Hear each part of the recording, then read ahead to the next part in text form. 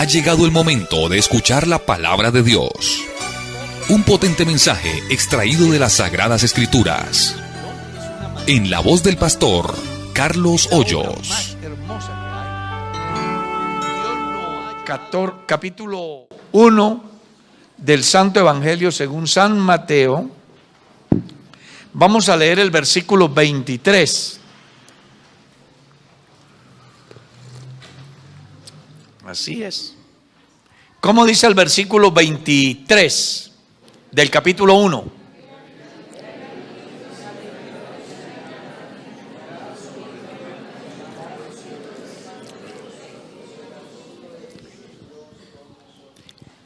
He aquí una virgen concebirá y dará a luz un hijo y llamará su nombre ¿cómo? ¿Qué traducido es qué? Pueden sentarse, sean tan amables.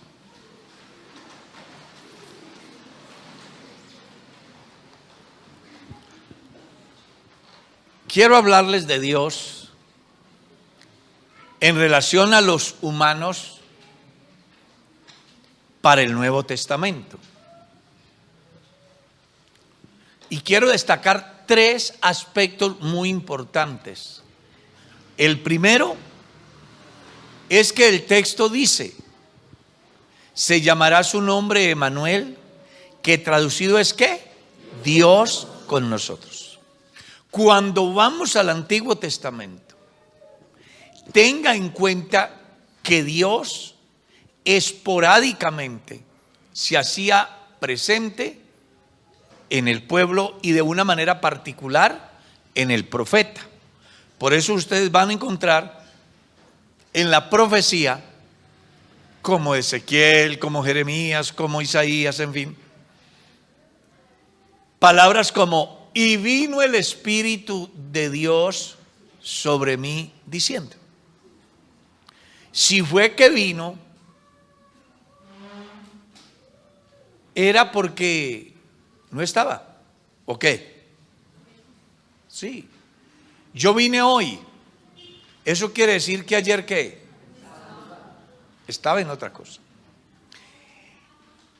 Dios en el Antiguo Testamento se manifestaba esporádicamente en sus profetas.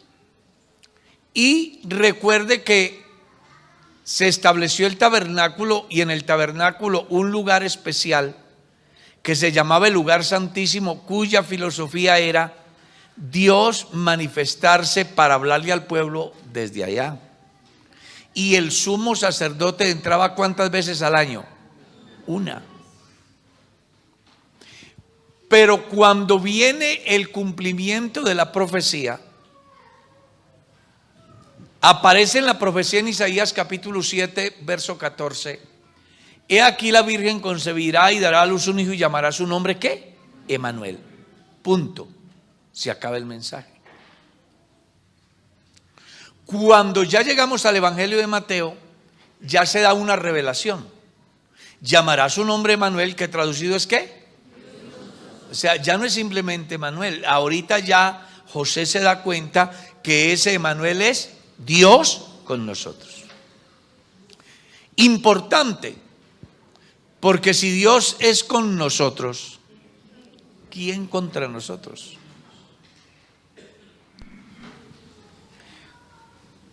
¿Cómo es que cantamos el coro?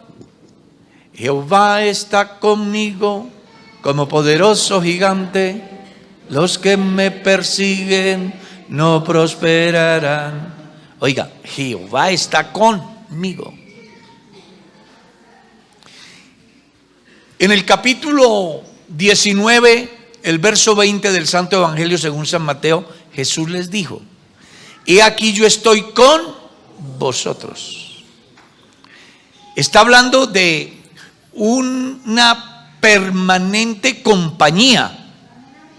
Usted no va solo, usted no vive solo.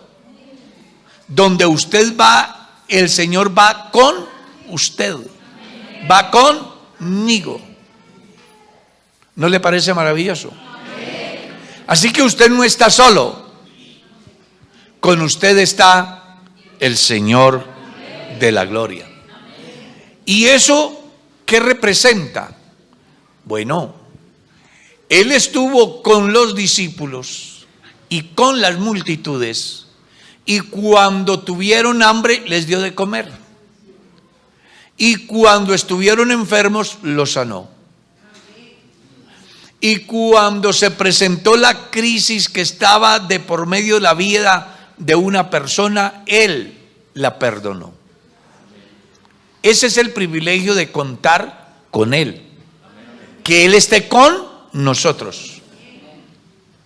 Los peregrinos que iban a Emaús dijeron: quédate con nosotros porque se hace tarde.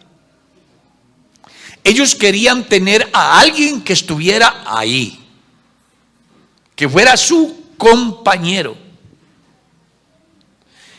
Y qué interesante que usted y yo aprendamos a decirle a Dios que sin Él no podemos ir a ninguna parte, que lo necesitamos, es el mejor compañero, sabe de antemano el riesgo del futuro, pero también tiene la solución para el problema que se pueda suscitar. Por eso los cristianos que caminamos con Dios nos va bien. Enoc caminó con Dios y se lo llevó Dios. Por eso es importante entender que la manifestación de Dios en carne era la forma más apropiada para Dios estar con nosotros. 2.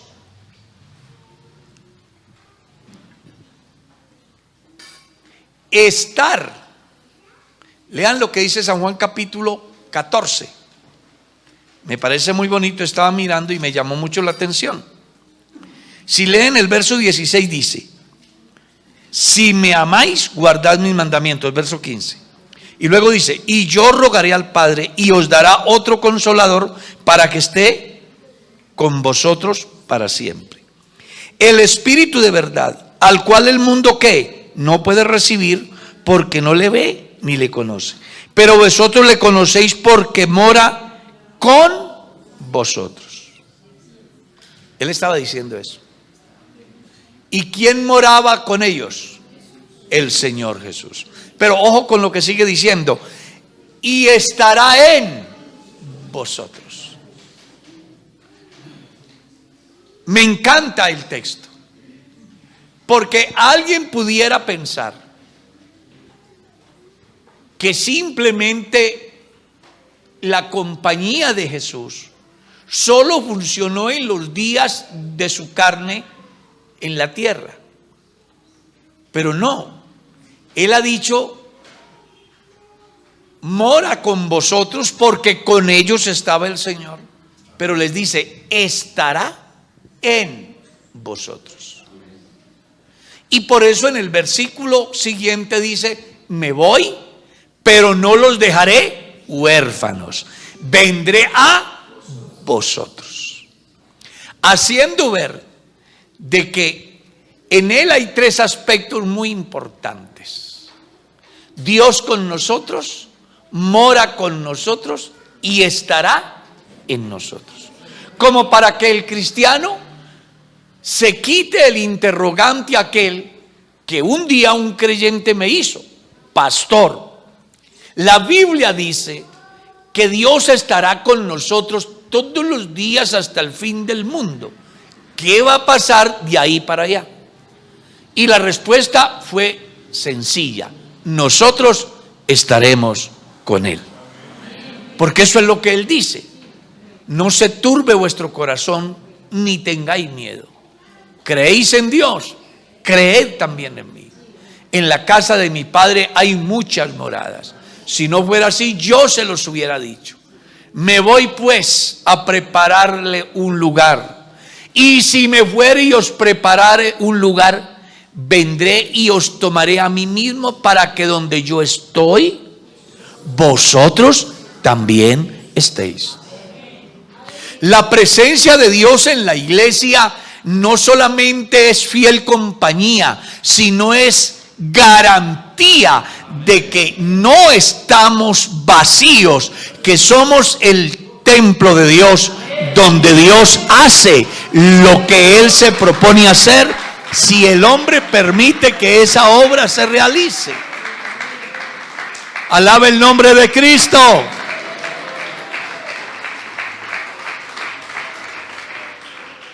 Jesús les está diciendo a los discípulos: vea, ahora estoy con ustedes, pero en el momento que yo me vaya, dejarán de verme en este cuerpo que se mueve, que se cansa, que come, que en un momento dado es movido por los sentimientos e incluso llora.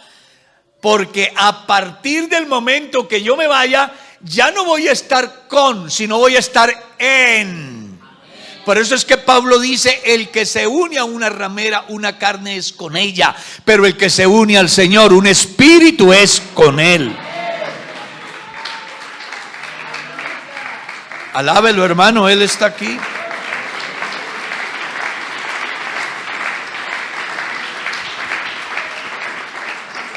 Así que los discípulos no deberían de preocuparse. Por eso los últimos textos del capítulo 16 del Santo Evangelio según San Marcos, usted encuentra: el Señor ascendió al cielo y ellos salieron predicando por todas partes, ¿cierto? Ayudándolos el Señor con las señales y milagros que le seguían. Amén. Pero Jesús no estaba en condición humana ahí, estaba en el poder de su Espíritu. Y por eso fue que los discípulos, donde fueron, hicieron maravillas y milagros. Y por eso es que la iglesia de hoy no es diferente. Dios sigue obrando maravillas y milagros a través de la iglesia, porque Él ha dicho que estará en nosotros. Dios está aquí, está en su vida. Y no tema irse ahora para la casa. Estará con usted en el viaje. Estará en usted. Bendito es Él. Bendito es el Señor. Por eso es que los cristianos pueden estar seguros que vivir o morir no es problema. Somos de Él. Pertenecemos a Él. Y si leen en San Juan capítulo 15, Jesús dijo: permaneced en mí y yo en vosotros, porque separados de mí, las victorias, los triunfos, los éxitos, los dones, el fruto, los ministerios, todas esas maravillas sobrenaturales que operan en la iglesia, es simplemente el resultado de que Dios todavía está en la iglesia. Y una de las razones por las cuales el sistema satánico no ha comenzado a ejercer con autoridad plena sobre el mundo, en el campo político, en el campo religioso, en el campo económico, es porque hay algo que le detiene: es la presencia de Dios en vosotros. Al Señor sea la gloria. Al Señor sea la gloria. Por eso es que yo he dicho: si la gente supiera quién es el creyente,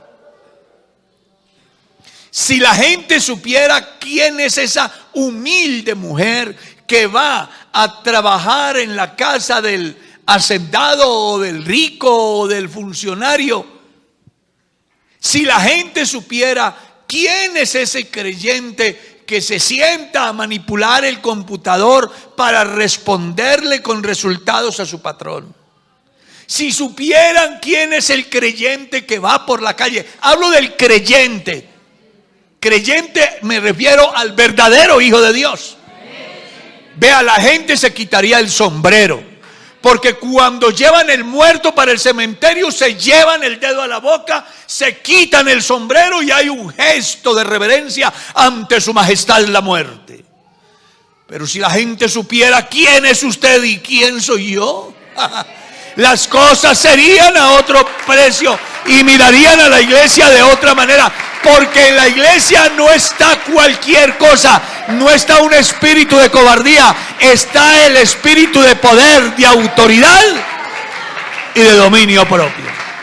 Usted verá si lo alaba, hermano, Él está aquí.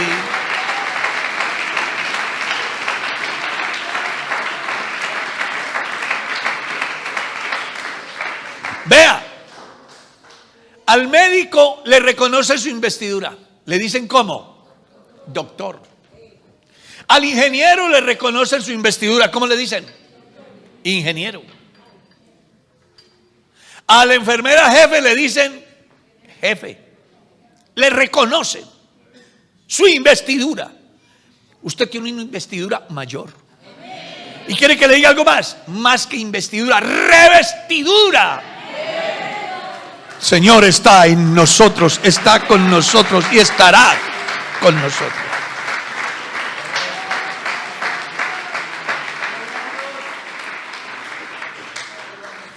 Por eso no hay un privilegio más grande que ser un hijo de Dios. Entonces Dios en su soberanía le ha placido manifestarse para cumplir tres cosas interesantes. Dios con nosotros, morando con nosotros y garantía de permanecer en nosotros. Por eso es que Pablo dice: somos templo del Espíritu, morada de Dios en el Espíritu. Y me estaban diciendo que en el campamento la gloria de Dios llenó a más de uno del poder de su Espíritu Santo. Y otros fueron restaurados, renovados. Y quiero hacerles saber que eso es apenas el tanqueo para el camino que nos resta. Porque en la medida que vayamos caminando, Él seguirá ahí alimentando nuestra fe, fortaleciendo nuestro espíritu, iluminando nuestro sendero, guiándonos. Por eso Juan dice en su capítulo 16 que cuando Él venga, hablando del poder del Espíritu Santo en la vida del creyente, dice: Él los guiará a toda verdad. Y Jesús le dijo a los discípulos: tengo además muchas otras cosas que decirles, pero ustedes todavía no están en condiciones, porque ellos simplemente eran hombres carnales. Ya. Y el hombre carnal no percibe las cosas que son del Espíritu, le son locura y no las puede entender, porque se han de discernir espiritualmente. Por eso es que Jesús reprende a Pedro cuando él viene a decirle: Señor, después de que Jesús dice que le van a quitar la vida, que va a ser entregado, él dice: no permitas tal cosa. Jesús le dice: quítate de mí, Satanás, porque no conoces las cosas de Dios, sino las de los hombres. Y cuando Juan y Santiago vinieron enojadísimos porque los samaritanos no quisieron recibirles para organizar la mesa del Señor, y ellos llegaron diciéndole: Señor, no nos quisieron recibir, ¿quieres que pidamos fuego y consumamos todos estos? Jesús les dijo: ustedes no saben de qué espíritu son. Eran hombres carnales. Acuérdese que hay diferencia entre el hombre natural, el hombre carnal y el hombre espiritual. El natural, el que no conoce a Dios. El carnal, que a pesar de saber, tener conocimiento de Dios, vive como los demás. Y el espiritual, que ha entendido que vale la pena tener la presencia de Dios en la vida, y que en consecuencia así actúa, así vive, así procede. Alaben el poderoso nombre de Cristo. Juan en su carta dice: porque vosotros tenéis la unción del Santo, la presencia de Dios en la vida. Y dice: ya no tenéis necesidad de que nadie os enseñe, porque el Espíritu Santo que mora en vosotros os enseña todas las cosas. Y hay una particularidad, y es que el cristiano, a causa de la ley del Espíritu de vida en Cristo, sabe establecer la diferencia entre el bien y el mal, y además tiene la autoridad para vencer el mal con el bien, y no porque su naturaleza se lo permita, sino porque la ley del Espíritu de vida en Cristo me libra de la ley del pecado y de la muerte. Y eso solamente se logra cuando el cristiano alcanza a entender que el Espíritu de Dios en nosotros hace posible que tengamos autonomía sobre este vehículo. Suelta un vehículo en una pendiente sin conductor y habrán tragedias. Eso es lo que le pasa a los hombres sin Dios, a los cristianos carnales sin Dios en la vida. Son vehículos sin piloto. Pero los cristianos que tienen a Dios, que tenemos a Dios en la vida, suéltelo donde quiera, que es capaz de manejar este vehículo. De tal manera que termina diciendo: ya no vivo yo, Cristo vive en mí. Y lo que ahora vivo en la carne, lo vivo en la fe del Hijo de Dios. Alaben el poderoso nombre de Cristo.